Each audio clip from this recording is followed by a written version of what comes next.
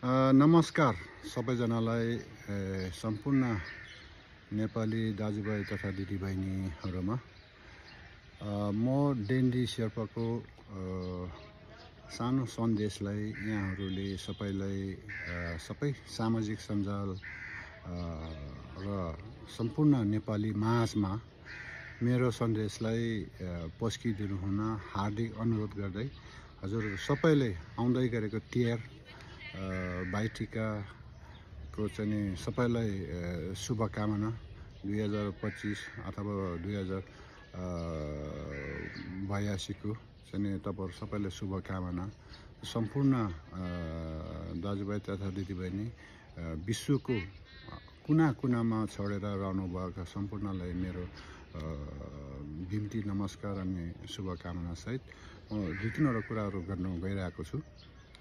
एक नम्बरमा म आजको मेरो मुद्दा हजुरहरुसँग उठाउने भनेको यति हामी जेनजी आन्दोलन र जेनजीको परिवर्तनपछि हामीले चाहेको परिवर्तन भनेको एकदमै निस्वार्थ र जेनजी परिवर्तनले खोजेको मर्मलाई हामी सबैले बुझ्नुपर्छ भन्ने मैले महसुस गरेको छु।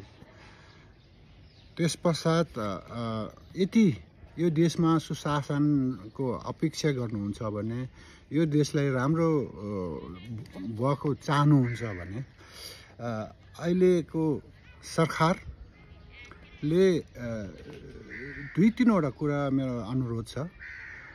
यदि देश विकास चाहनुहुन्छ र हामी सम्पन्न र सुखी नेपाली भन्ने नारालाई साँच्चीकै परिवर्तन ल्याउनु चाहनुहुन्छ भने र यी अहिले रहेका पुराना दलहरूको जुन चाहिँ नि दमन भ्रष्टाचार र बेथिति कुशासनलाई अन्त्य गर्ने हो भने हामीले दुईटा तीनटा कुराहरू गर्नु छ। त्यसमध्येमा हाल हामी 3 करोड नेपाली भन्छौं। 3 करोडमा लगभग 1 करोड नेपाली त प्रदेशमा विदेशमा हुनुहुन्छ, विश्वको कुना कुनामा छोडेर हुनुहुन्छ। उहाँहरू जन्मथलो नेपालमा भए पनि उहाँहरू आफ्नो कर्म गर्नलाई बाध्यता कोही आफ्नो इच्छाले र कोही बाध्यताले आफ्नो परिवारको चिन्ता, आफ्नो परिवारलाई सुख, आफ्नो परिवारको शिक्षा स्वास्थ्यको लागि आय आर्जन गर्नलाई विश्वको कुना कुनामा छोडेर रहनु भएको छ र उहाँहरूको मर्म, उहाँहरूको अधिकार र यो देशको परिवर्तन साँच्चीकै ल्याउनु चाहनुहुन्छ भने हामी सबै विश्वमा रहेको 1 करोड लगभग 1 करोड नेपाली चाहिँ विदेशमा भएको र उहाँहरूलाई चाहिँ नि भोटिङ राइट्स दिनु सक्यो भने हामी अवश्य परिवर्तन ल्याउन सक्छौं। यसमा म ग्यारेन्टीका साथ भन्छु। त्यस कारणले पनि अहिलेको वर्तमान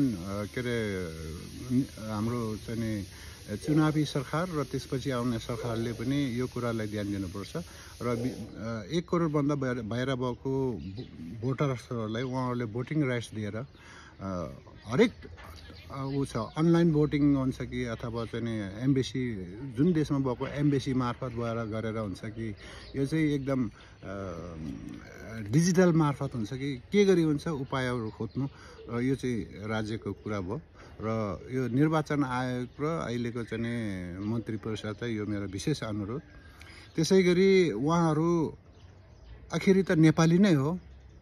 भोटिङ राइट्स सँगसँगै उहाँहरूलाई दोहोरो सिटिजन जुन देशको नागरिक लिए पनि आफ्नो नेपाली नागरिक बनेको उहाँको अधिकार हो। त्यसलाई चाहिँ उहाँलाई त्यो दोहोरो नागरिकता डुअल सिटिजन भन्छन्।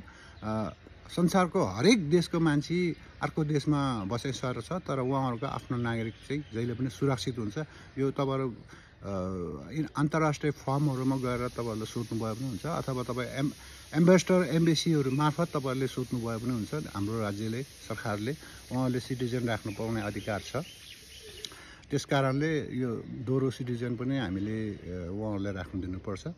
त्यसैगरी विदेशमा बसेर उहाँहरूले राम्रो पैसा कमाएछ, उहाँहरू चाहिँ नि इन्भेस्ट गर्नुको लागि चाहिँ नि अब अरू विकसित मुलुकमा चाहिँ उहाँहरूले लगानी गरे भने त्यो लगानीको चाहिँ नि एकदम सुनिश्चित ग्यारेन्टी गरेको हुन्छ। त्यसै गरी हाम्रो नेपालमा पनि विदेशमा रहेका दाजुभाइ दिदीबहिनीहरूले उहाँहरू नेपालमा कुनै पनि इन्भेस्टमेन्ट आफ्नै व्यक्तिगत अथवा कुनै पनि लगानी गर्नु चाहने हुनाले उहाँहरूलाई लगानी गर्ने बाटो खुलाइदिनु, यो मेरो तेस्रो कुरा भयो।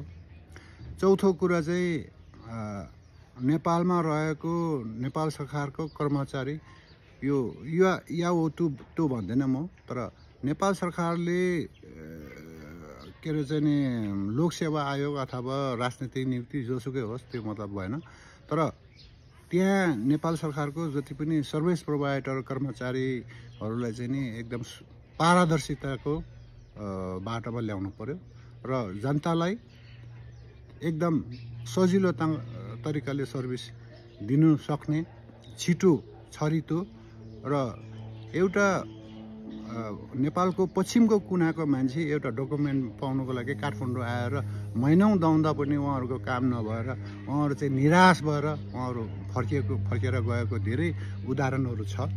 त्यस कारणले अब कतिपय कुराहरू चाहिँ डिजिटल प्रविधि मार्फत यो डिजिटल प्रविधि लागू गर्नुको लागि मैले अनुरोध गरेँ। यो चाहिँ मेरो 4 नम्बरको चाहिँ ऊ छ।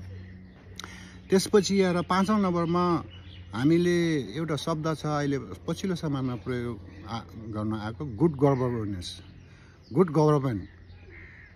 गभर्नमेन्ट भन्नाले गभर्नमेन्टले पब्लिकसँग अथवा आफ्नो नागरिकसँग गर्ने व्यवहारहरू, नागरिकलाई दिनुपर्ने अधिकारहरू, नागरिकले पाउनुपर्ने अधिकारहरू विभिन्न किसिमका छन्। विशेष गरेर हाम्रो नेपालको परिस्थितिमा शिक्षक स्वास्थ्यमा साह्रै विडम्बना, साह्रै चाहिँ पीडादायक सर्भिसहरू छ, जो चाहिँ गुड गभर्नमेन्टले चाहिँ दिनुपर्ने, सिटिजनलाई दिनुपर्ने अधिकार हो, जसले चाहिँ सिटिजनले पाउनुपर्ने अधिकार हो। शिक्षा र स्वास्थ्य पहिलो प्राथमिकता हो। त्यसपछि हामी घाँस पास कपास भन्छौँ। घाँस पास कपास यति शिक्षा र स्वास्थ्यमा हामीले सरकारले राम्रो चाहिँ फेसिलिटेट गर्यो भने घाँस पास कपास जनता आफैले व्यवस्था गर्छ, उहाँहरूको आफ्नै रोजीरोटी आफ्नै व्यवस्था गर्छ। यो दुईवटा कुरामा चाहिँ शिक्षा स्वास्थ्यमा दुईवटा कुरामा चाहिँ एकदम सरकारले एकदमै छिटोभन्दा छिटो यसको बारेमा काम गर्नु पर्यो।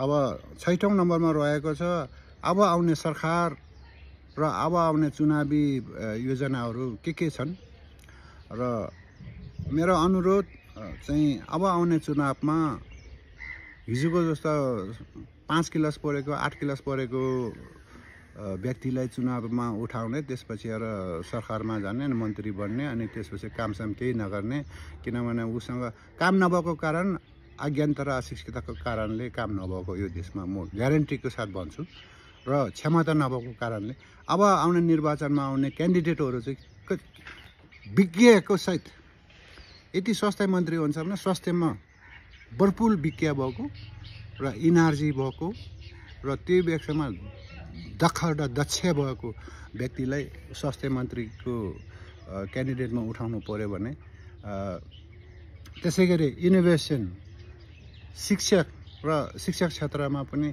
शिक्षकसँग एकदम बिजेको, शिक्षक सम्बन्धी तपाईँको मास्टर डिग्री अथवा चाहिँ विभिन्न अध्ययनहरू गरेको र त्योसँग पर्याप्त रिसोर्स र पर्याप्त ज्ञान भएको मान्छेलाई त्यस्तो क्यान्डिडेटहरू गर्न सक्यो भने, मैले दुईवटा मात्र उदाहरण गरेँ। म तेस्रो उदाहरण पनि भन्छु।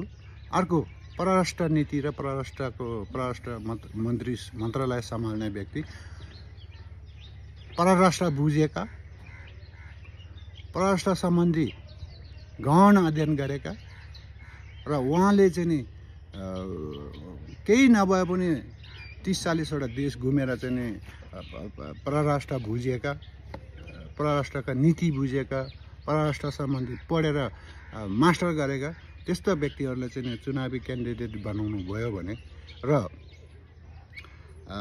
त्यो एउटा कुरा भयो बनाउने भयो, तर मेरो यो 7औं नम्बरको चाहिँ कुरा हो। सम्पूर्ण नेपालीहरूले म के अनुरोध गर्छु भने हिजोको जस्तो मासु भात र के अरे 2 बदल बियरमा तपाईँको भोट नबिगार्नुहोस्। तपाईँको भोट भनेको यो देशको विकास र समृद्धिको निर्णायक हो। त्यसकारणले तपाईँले बुझेर एकदम अरूको कुरा नसुनिकन आफ्नो भोटिङ राइट्स आफूले प्रयोग गर्नुहोस्, सदुपयोग गर्नुहोस्।